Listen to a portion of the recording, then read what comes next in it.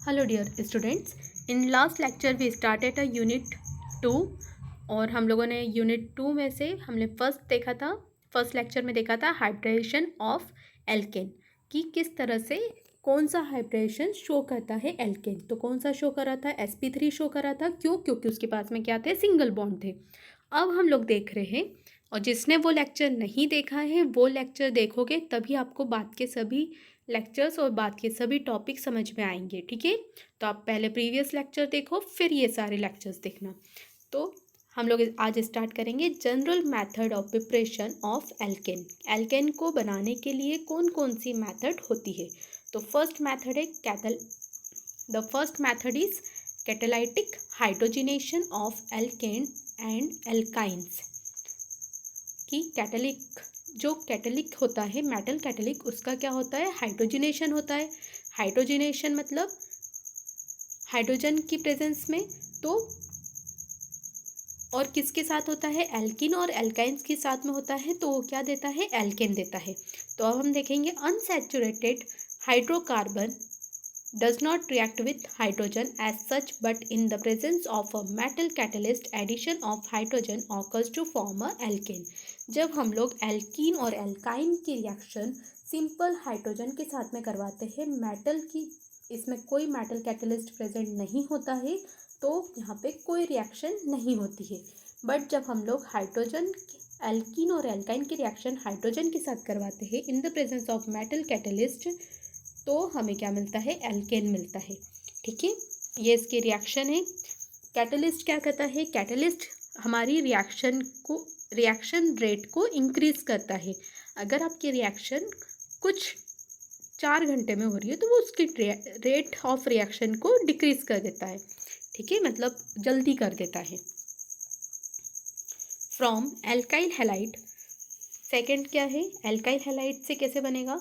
तो इसमें फर्स्ट है एल्काइल हैलाइड में भी, इसके अंदर भी रिएक्शन से, तो हम लोग फर्स्ट रिएक्शन देखेंगे। अब एल्काइल हैलाइड क्या होता है? हेलो एल्केन भी बोल सकते हैं इस रिएक्शन को। एल्काइल मतलब आर फॉर्म और हैलाइड मतलब जो हेलोजन ग्रुप रहते हैं वो, एक्स जो ग्रुप रहते हैं वो। ठीक है, जैसे क्लोरीन हो गया, ब्रोमीन हो गया, आयोडीन हो गया, जो पी ब्लॉक के एलिमेंट्स होते हैं वो क्या कहलाते हैं? हमारे हेलोजन्स, जिसे हम लोग किससे करते हैं? एक्स से। फर्स्ट रिएक्शन है by reduction of alkyl halide. when alkyl halide are reduced with zinc and hydrochloric acid or hydroiodic acid or zinc copper coupled in ethanol, it get converted into corresponding alkanes। जब alkyl halide की reduction करवाते हम इन the presence of zinc and hydrochloric acid, यहाँ पे क्या आ जाएगा? Zinc Zn और HCl के प्रेजेंस में जब हम लोग रिएक्शन करवाते हैं, ये क्या है? R क्या है? हमारा एल्काइल ग्रुप है और X को हम क्या बोलते हैं? Halide group. इसकी रिएक्शन जब हम लोग रिडक्शन करवाते हैं, H मतलब हाइड्रोजन की प्रेजेंस में करवाते हैं जिंक और HCl के प्रेजेंस में, तो ये किस में कन्वर्ट हो जाता है? एल्केन में। यहाँ हमारा क्या बन रहा है? एल्केन और HX रिमूव हो रहा है। तो यहाँ पे क्या होता है? ये जो H है वो क्या कहाँ आ जाएगा? R के साथ में बॉन्ड बना लेगा और ये इसमें से एक H R के साथ बनाएगा और एक H बनाएगा X के साथ में। ठीक है, तो यहाँ पे इसका एग्जाम्पल भी दिया है C2H5 इथाइल। जब इथाइल आयोडाइड ग्रुप जब हाइड्रोजन के साथ में रिएक्शन करता है इन द प्रेजेंस ऑफ जिंक और HCl के प्रेजेंस में, तो हमें मिलता है इथेन। क्या मिलता है? इथेन। ठीक है, अब यहाँ पे फ्रॉम ग्रिग्नॉट रिएजेंट, मैंने आपको पहले भी बताया था ग्रिग्नॉट रिएजेंट क्या होता है? MgX, RMgX। अब इसमें क्या होता है? सभी में R क्या रहता है? प्लस फॉर्म में रहता है ना? R हमेशा किस फॉर्म में रहता है? प्लस फॉर्म में। बट ग्रिग्नॉट रिएजेंट में हमेशा उल्टा रहता है, R जो रहता है वो माइनस फॉर्म में रहता है, वो हमेशा माइनस फॉर्म में रहता है, और जो X रहता है वो क्या फॉर्म में रहता है? प्लस फॉर्म में।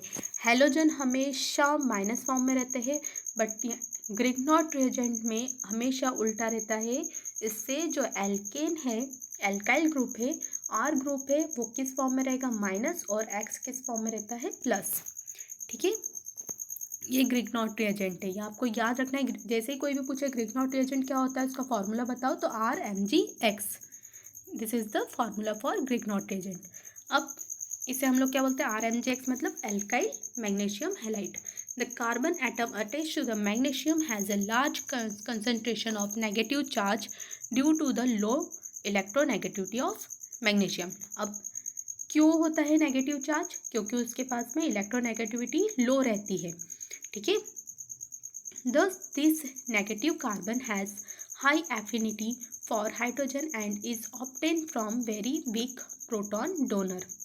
यहाँ पे क्या होता है, इथाइल ब्रोमाइड जब मैग्नीशियम के साथ में, पहले हम लोग क्या करेंगे, इसमें आपको क्या करना है, पहले आपको ग्रिग्नॉट रिएजेंट बनाना है, देन फिर आपका क्या बनेगा, एल्केन बनेगा। तो हम लोग क्या कर रहे हैं, यहाँ पे पहले ग्रिग्नॉट रिएजेंट बनाएंगे। तो जैसे यहाँ पे बोला भी है, देखो यहाँ पे लिखा है the carbon attach to the magnesium, जो कार्बन है वो किसके साथ में अटैच होगा, पहले मैग्नीशियम के साथ में, फिर वो क्या बनाएगा, ग्रिग्नॉट रिएजेंट बनाएगा, फिर ग्रिग्नॉट रिएजेंट बनाने के बाद में फिर हमारा एल्केन बनेगा। तो यहाँ पे ये Mg जो है वो किसके साथ में, एल्केन के साथ में, इसके साथ में अटैच होगा। तो यहाँ पे हमारा बन जाएगा C2H5 ईथर की प्रेजेंस में।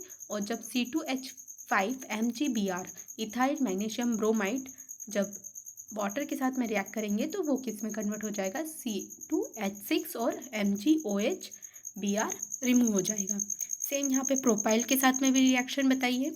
अब नेक्स्ट है इसी में, इसमें फर्स्ट क्या थी, देखो हम लोग क्या देख रहे हैं, फ्रॉम एल्काइल हैलाइड। इसमें फर्स्ट है रिडक्शन करवाते हैं जब हम एल्काइल हैलाइड का, तो क्या होता है, जब हम ग्रिग्नॉट रिएजेंट के साथ में रिएक्शन करवाते हैं तो क्या होता है।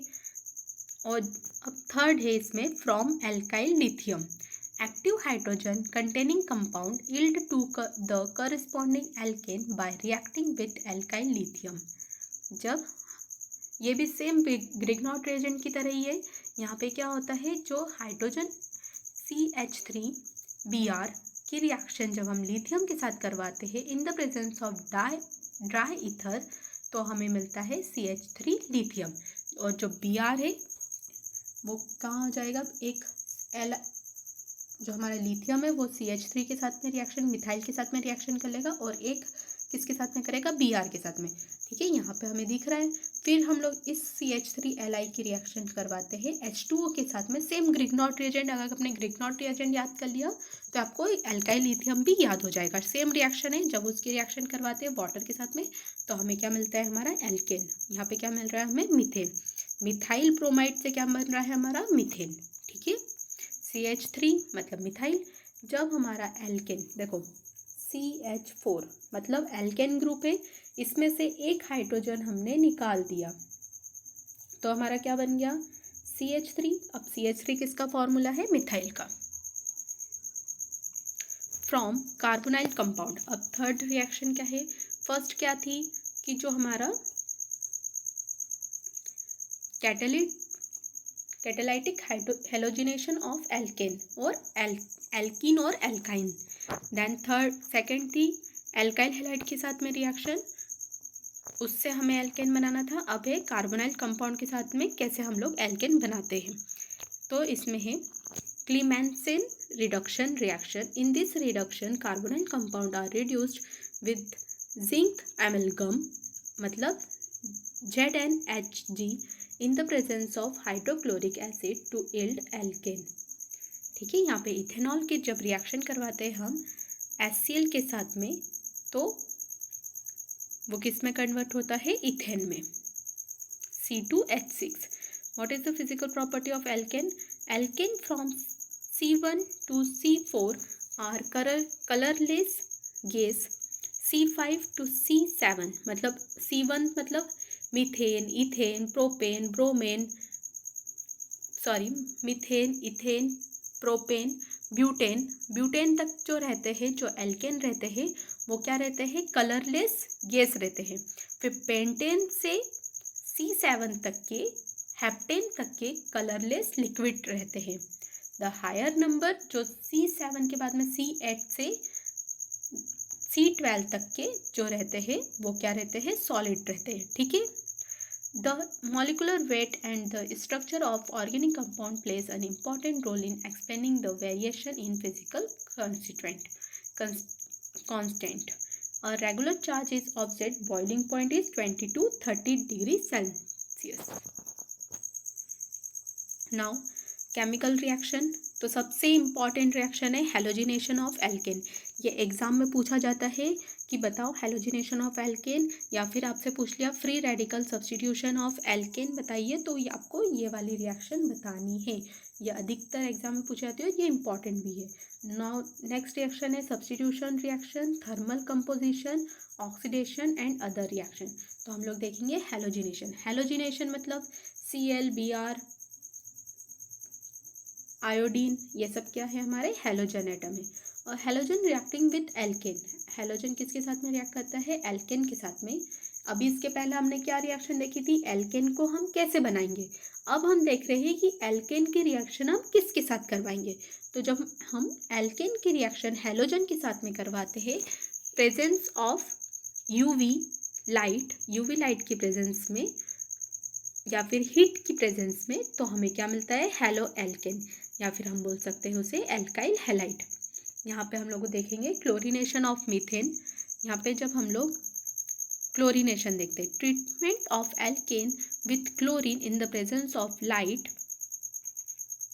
और high temperature form chloro alkene.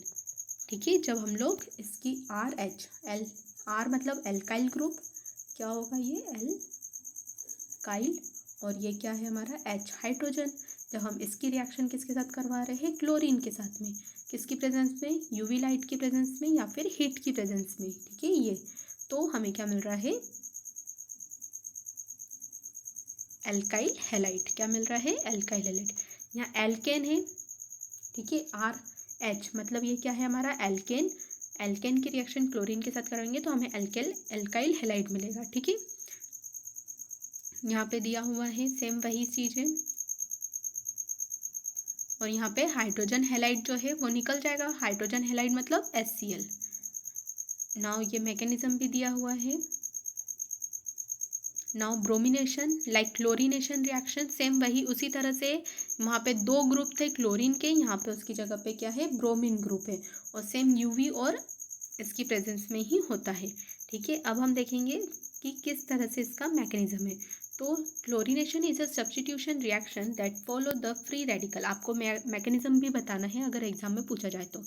Chain initiation, in this state the chlorine molecule undergoes homolytic cleavage in the presence of light or at high temperature to produce free radical। यहाँ पे क्या होता है, जो हमारे क्लोरीन है वो जब हम बहुत ज़्यादा ही लाइट की प्रेजेंस में आते हैं या फिर हाई टेम्परेचर की प्रेजेंस में आते हैं, तो वो क्या हो जाते हैं, ब्रेक डाउन हो जाता है। क्लोरीन के पास में क्या रहता है, इलेक्ट्रोनेगेटिविटी रहती है ज़्यादा, मतलब उसके पास में कम ही रहती है। और वो किस फॉर्म में रहता है, उसके पास में लोन पेयर ऑफ इलेक्ट्रॉन रहते हैं और उसके पास में इलेक्ट्रॉन की कमी रहती है। तो वो क्या करते हैं, फ्री रेडिकल प्रोड्यूस करते हैं। यहाँ पे क्या हो गया, क्लोरीन का फ्री रेडिकल हो गया। ठीक है, बन गया। नाउ चेन प्रोपगेशन, अब यहाँ पे क्या हुआ, क्लोरीन फर्स्ट है, इसमें क्या होगा, क्लोरीन का फ्री रेडिकल बना। फिर अब हम देखेंगे chain propagation. In this step, the chlorine free radical once formed react with methane to propagate the reaction and form methyl radical. The obtained methyl radical gives chloromethane and chlorine radical by further reacting with chlorine molecule. जो हमारा जो methane है मतलब alkene जो group है वो किसके साथ में रिएक्शन करेगा, क्लोरीन के साथ में।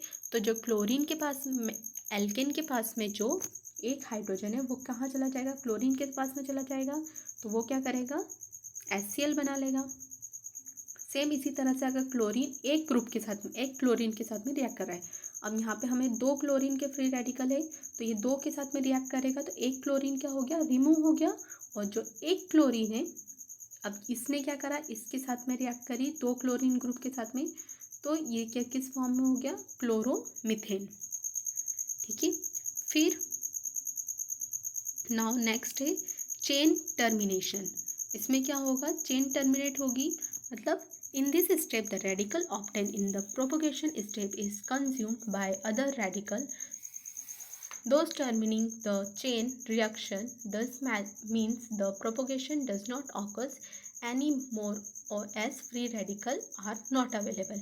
मतलब यहाँ पे जितने भी आपके फ्री रेडिकल्स है वो क्या करेंगे, रिएक्शन कर लेंगे और कोई भी फ्री रेडिकल प्रेजेंस नहीं रहेगा. ठीक है. नाउ नेक्स्ट इज ये सब्स्टिट्यूशन रिएक्शन है. नाइट्रेशन रिएक्शन कि नाइट्रोजन NO2 के प्रेजेंस में, तो जब हम एल्केन की रिएक्शन HNO3 के साथ में करवाते हैं इन the presence of 450 to 500 degree centigrade temperature की प्रेजेंस में, तो ये किस में कन्वर्ट हो जाता है, नाइट्रो एल्केन में कन्वर्ट हो जाता है. सेम इसी तरह एन हेक्सेन का एग्जाम्पल दिया हुआ है. एल्केन ठीक है, हेक्सेन है तो उसका एग्जाम्पल दिया है. जब वो नाइट्रिक एसिड के साथ में रिएक्शन करता है तो वो नाइट्रो हेक्सेन बना लेता है. ठीक है. No thank you. हम लोग वो भी देख लेते हैं यूजेस ऑफ पैराफिन. ये भी आपके सिलेबस में है. पैराफिन के क्या क्या यूजेस है. They are used in the various industries such as fuel, lubricant and solvent. ये किस में यूज़ होता है, फ्यूल की तरह यूज़ होता है इंडस्ट्रीज में, लुब्रिकेंट की तरह यूज़ होता है और सॉल्वेंट की तरह भी यूज़ होता है. ठीक है. इथेन, मीथेन, प्रोपेन, ये सब. Hydrocarbons, they are the starting material for manufacturing paints, protective coating, plastic, synthetic. ये क्या है, स्टार्टिंग मटेरियल होता है किसी की मैन्युफैक्चरिंग, पेंट का बनाने में या फिर कोटिंग बनाने में, protective coating, plastic, synthetic, rubber, resins, pesticide, synthetic detergents बनाने के लिए ये क्या है, स्टार्टिंग मटेरियल होता है. नेचुरल गैस में भी यूज़ होता है.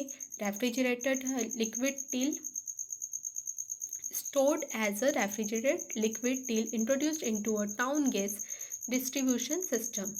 LPG include propane and butane. जो LPG होती है, उस गैस होती है, उसमें भी प्रोपेन और ब्यूटेन का यूज़ किया जाता है. LPG also used as propellant in certain aerosol and motor fuel. Isobutane control gasoline volatility and form a part of fluid used in the instrument calibration. Instrument को जब हम लोग कैलिब्रेट करते हैं तो उस टाइम हम लोग क्या यूज़ करते हैं, आइसोब्यूटेन. कैलिब्रेशन भी हम लोग देखेंगे क्या होता है. Okay, thank you.